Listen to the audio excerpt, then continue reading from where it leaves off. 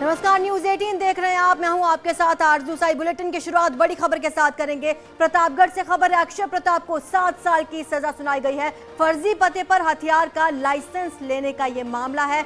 जनसत्ता दल के एमएलसी प्रत्याशी थे अक्षय प्रताप और एमपी एमएलए कोर्ट ने ये सजा सुनाई है। कोर्ट ने 10,000 का जुर्माना भी लगाया है। कोर्ट में राजा भैया भी मौजूद थे। आपको बता दें कि आरोपी राजा भैया के करीबी बताए जाते हैं, उनके रिश्तेदार बताए जाते हैं। कोर्ट ने 10,000 का जुर्माना लगा दिया है। और आपको ये भी बता दें कि जब सजा सुनाई गई उस दौरान कोर्ट में राजा भैया भी मौजूद थे। अक्षय प्रताप को 7 साल की सजा सुनाई गई है। हमारे संवाददाता रोहित ज्यादा जानकारी देंगे। रोहित, आपके पास और क्या जानकारी है? जी, आपको बता दें ये फर्जी हथियार का लाइसेंस लेने का मामला था और 15 मार्च को जो है अक्षय प्रताप गोपाल को एमपी एमएलए कोर्ट ने जो है दोषी करार दिया था और आज उनके जो है सजा का ऐलान था। तो कोर्ट ने जो है आज उनको सजा सुनाई है। 7 वर्ष की जो है सजा सुनाई है। साथ में 10,000 रुपए का जो आर्थिक दंड है वो भी कोर्ट ने लगाया है। इस दौरान जो उनके समर्थकों का हुजूम है वो वहां पे मौजूद था।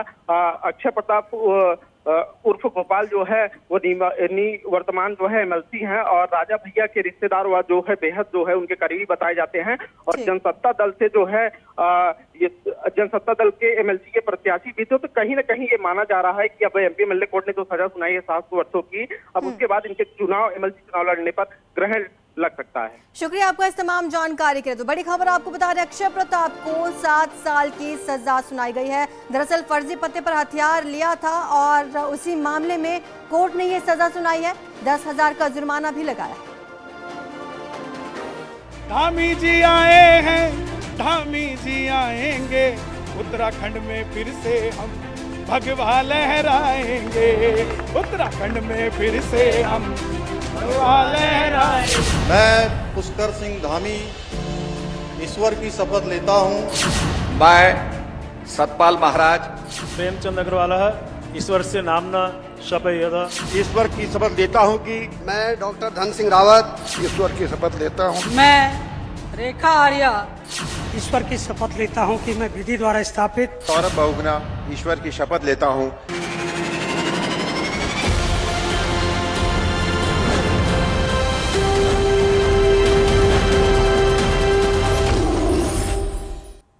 आज उत्तराखंड के लिए बहुत बड़ा दिन रहा क्योंकि पुष्कर सिंह धामी ने आज दूसरी बार मुख्यमंत्री पद की शपथ ली। 12वें मुख्यमंत्री बने पुष्कर धामी। धामी के साथ 8 कैबिनेट मंत्रियों ने भी पद और गोपनीयता की शपथ ली है। ये तस्वीरें आपके सामने हैं। पुष्कर सिंह धामी ने आज अब मुख्यमंत्री पद की शपथ ली और उनके साथ 8 मंत्रियों ने भी अपने पद की शपथ ली।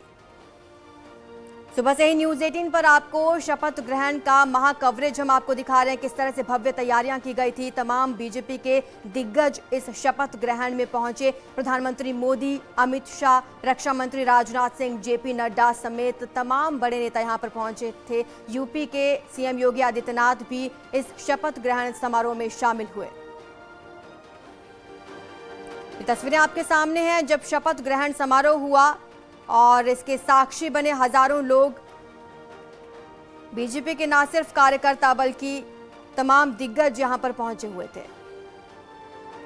ग्राफिक्स के माध्यम से आपको समझा रहे हैं कि किन 8 मंत्रियों ने शपथ ली है। तो फिलहाल के लिए धामी की टीम में 8 मंत्री शामिल हुए हैं जिन्होंने अपने पद की शपथ ली। धामी सरकार 2.0 का यह समारोह रहा।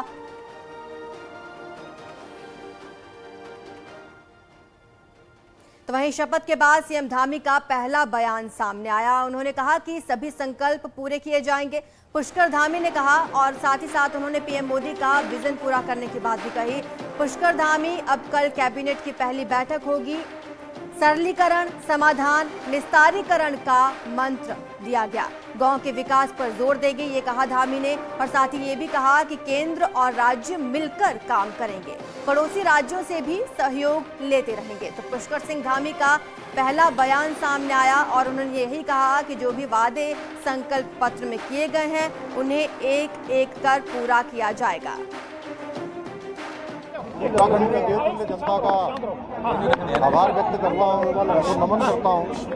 कि उन्होंने हमारे देश के यशस्वी प्रधानमंत्री नरेंद्र मोदी जी के नेतृत्व में पहली बार उत्तराखंड के अंदर 2/3 बहुमत से लगातार दूसरी बार भारतीय जनता पार्टी की सरकार बनवाई है। हमारा संकल्प है जो विकल्प रहित है, उत्तराखंड के अंतिम छोर में पहुंचे हुए व्यक्ति तक सुविधाएं पहुंचे, शासन पहुंचे, हमारा विकास पहुंचे।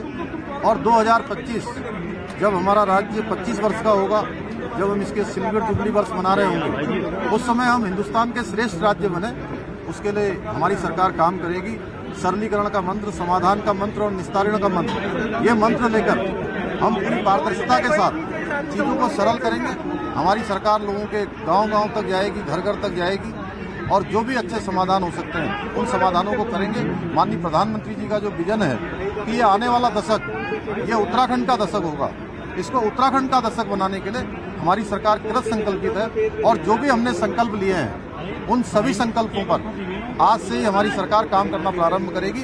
कल हम कैबिनेट की पहली बैठक करेंगे, उसके माध्यम से आप सबको बहुत सारी जानकारी। सर उत्तराखंड के इतिहास में ऐसा पहला शपथ ग्रहण समारोह हुआ है, इतने मुख्यमंत्री आए, खुद प्रधानमंत्री मौजूद रहे। संदेश किस तरह का देना चाह रहे हैं आप लोग? मतलब नहीं, हम उत्तराखंड की जनता के सर्वांगीण विकास के लिए काम करेंगे। माननीय प्रधानमंत्री जी के नेतृत्व में, उनके निर्देशन में जो भी यहाँ पर योजनाएं चल रही हैं, पहले कभी ये योजनाएं चली नहीं है, उन योजनाओं को सीधे सीधे धरातल पर पहुंचाने का काम होगा। केंद्र सरकार और राज्य सरकार दोनों सरकारें मिलकर डबल इंजन बनकर राज्य को तेज गति से आगे बढ़ाएंगे। सर, कई मुख्यमंत्रियों से आपने अलग से भी बात की है, कई मुख्यमंत्रियों से अलग से भी बात की है। बहुत सारी योजनाएं, जैसे हिमाचल है, हरियाणा है, यहाँ पर हमारी बहुत सारी संयुक्त परियोजनाएं हैं। जैसे किसाऊ बांध बनना है, उस पर भी कुछ परियोजनाएं हमारी संयुक्त रूप से बननी है। उन सभी पर मैंने आज जो भी हमारे अन्य राज्यों के मुख्यमंत्रीगण आए थे, उन सभी से बात की है। सभी ने पूरे सहयोग का आश्वासन दिया है। सब मिलकर हम लोग आगे बढ़ेंगे। अब पहली कैबिनेट होगी तो कल उसकी जानकारी आप सबको देंगे। तो शपथ ग्रहण करने के बाद तमाम मंत्रियों ने भी मीडिया से बातचीत की। चलिए आपको सुनवाते हैं। मैं देखता हूं नवरत्न माननीय प्रधानमंत्री जी ने चुने हैं और बड़ी तेजी से हम लोग काम करेंगे और हमारे सामने वो सारे जो दृष्टि पत्र के अंदर जो बातें कही गई हैं उनको चरितार्थ करेंगे और उत्तराखंड को उत्कृष्ट डेस्टिनेशन बनाएंगे। वही एक नए चेहरों को लेकर के और हमारे धामी जी के नेतृत्व में हम लोग काम करेंगे। सर, इस पर क्या कुछ कहेंगे कि कुछ टीम के जो मेंबर्स थे वो इस बार जगह नहीं पा पाए? बेरोजगारी को दूर करना और उत्तराखंड को उत्कृष्ट डेस्टिनेशन बनाने का हमारा प्रयास होगा। मैं अपने केंद्रीय नेतृत्व का, प्रदेश नेतृत्व का, संगठन का बहुत बहुत आभार व्यक्त करता हूं और मुख्यमंत्री जी का मैं विशेष रूप से आभार व्यक्त करता हूं। हमारी जो प्राथमिकताएं हैं, जो माननीय मुख्यमंत्री जी ने 6 महीने के अंदर जो घोषणाएं की थी, जो अधूरी हैं, बहुत से हमारे विकास के काम हैं और जनहित के जो उत्तराखंड के मुद्दे हैं उनको ठीक करने का काम और उनको पूरा करने के काम के लिए ये जिम्मेदारी दी है। मैं निष्ठा से, ईमानदारी से ये मैं जिम्मेदारी निभाऊंगा। देखिए, आज हमारे मुख्यमंत्री जी के द्वारा, केंद्रीय नेतृत्व के द्वारा आज विधिवत से जो है मंत्रिमंडल का गठन कर दिया गया है और मैं कह सकता हूं कि राज्य के हित में हम अच्छे निर्णय करेंगे, अच्छे फैसले लेंगे। जीरो टॉलरेंस की सरकार चलाई जाएगी और मैं कह सकता हूं एक ईमानदार सरकार चलाने का काम करेंगे।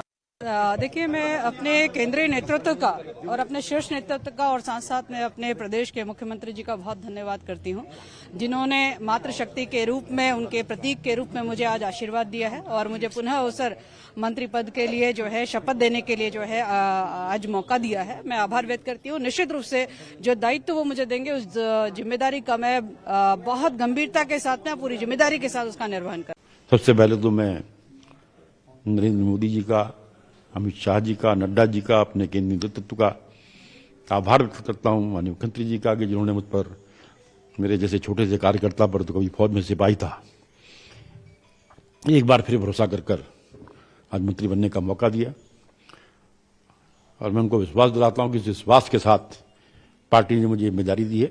गणेश जोशी उन विश्वास पर खरा उतरेगा और जो लक्ष्य है हम उसको हासिल करेंगे। एक बार 2024 में फिर नरेंद्र मोदी के नेतृत्व में जो भारतीय जनता पार्टी की सरकार बनेगी उसमें एक भूमिका हम अपनी निभाएंगे और उत्तराखंड की पांचों सीटें जो हैं यह निश्चित प्राथमिकता पूरी सरकार की यही रहेगी कि जिन अपेक्षाओं से, जिन उम्मीदों से जनता ने वोट किया, उन अपेक्षाओं को पूरा करें और जो सारे मिथ्यक तोड़ के लगातार दूसरी बार रिकॉर्ड वोट से जिताया उसका सम्मान करते हुए, क्योंकि जिम्मेदारियां बड़ी हैं, तो बड़ी भी जिम्मेदारियों का एहसास हम सरकार को है और इस निश्चित रूप से जन अपेक्षाओं को पूरा करने के लिए और ज्यादा मेहनत करनी पड़ेगी। पहले भी आपने देखा कि ये युवा सोच और अनुभवी लोगों का मिश्रण था, जिसका परिणाम आपने देखा कि मोदी जी के नेतृत्व में प्रचंड बहुमत मिला। उसी सोच के साथ आगे बढ़ना। खबर यह है कि कुछ ही देर में सीएम योगी दिल्ली पहुंच जाएंगे, अमित शाह से मुलाकात कर सकते हैं। सीएम योगी कल सुबह लखनऊ के लिए रवाना हो जाएंगे। लखनऊ में कल बीजेपी विधानमंडल दल की बैठक होगी। आपको बता दें कि कुछ ही देर में सीएम योगी दिल्ली पहुंच जाएंगे, उनका दिल्ली दौरा है और कल लखनऊ के लिए रवाना हो जाएंगे, क्योंकि कल लखनऊ में बेहद अहम दिन है। कल लखनऊ में बीजेपी की अहम बैठक होनी है, विधानमंडल दल की बैठक होगी और बस कुछ ही देर और है और सीएम योगी दिल्ली पहुंच जाएंगे, जिसके बाद कल लखनऊ के लिए रवाना हो जाएंगे और विधानमंडल दल की बैठक में हिस्सा लेंगे। रुकेंगे एक ब्रेक के लिए, जल्द हाजिर होंगे।